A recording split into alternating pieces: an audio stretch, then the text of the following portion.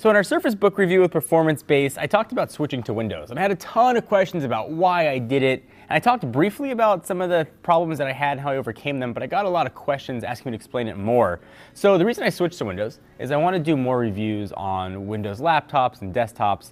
And we've already done some in the past, but I figured the only way to do that honestly is to actually use the operating system. Not just use it while I'm testing a new computer, but actually use it in and out every single day to get to know all the nuances of it. So I switched to the Surface Book.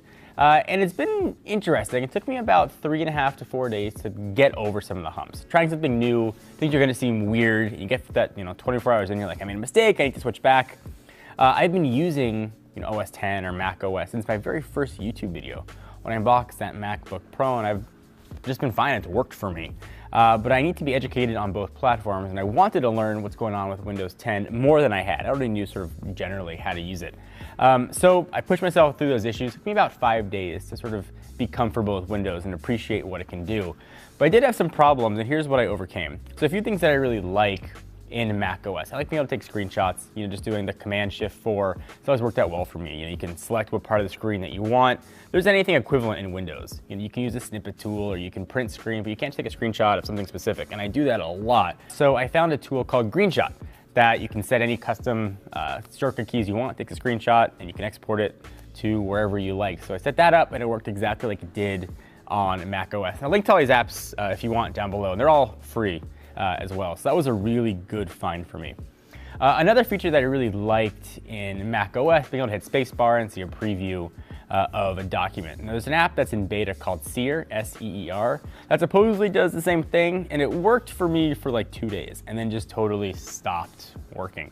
But hopefully when that app comes out of beta, maybe they'll improve it. But you can give it a shot on your own machine and see if it works for you.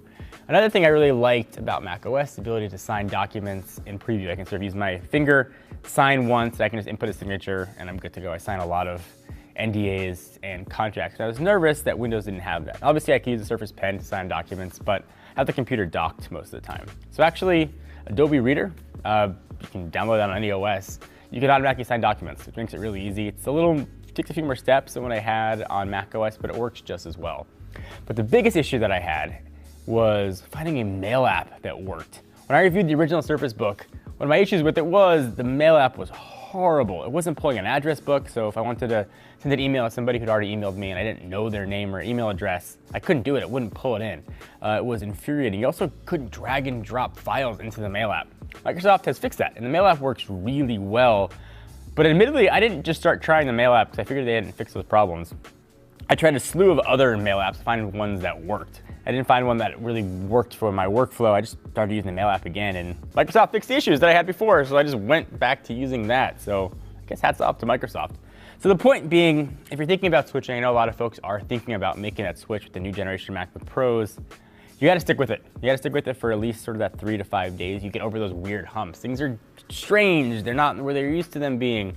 But Windows has gotten really good. And instead of me just saying like, hey, Windows sucks, I use Mac, here's some emojis to say how stupid it is, I figured I need to actually use it and learn it. So at least from an educated standpoint, say, yeah, it sucks, or yeah, it's really good. And it turns out I'm kind of liking what I see from Windows 10. I don't know if it's gonna be a permanent switch, but for right now, I have no desire to switch back to Mac OS, but maybe that'll change when the new MacBook Pros come in. We get a good chance to test those. But for right now, I'm living that Windows life, and I'm not hating it.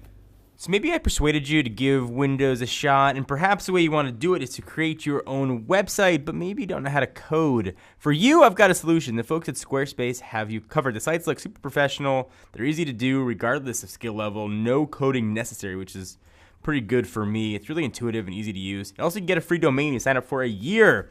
Check out squarespace.com/technobuffalo and use offer code TECHNO for 10% off.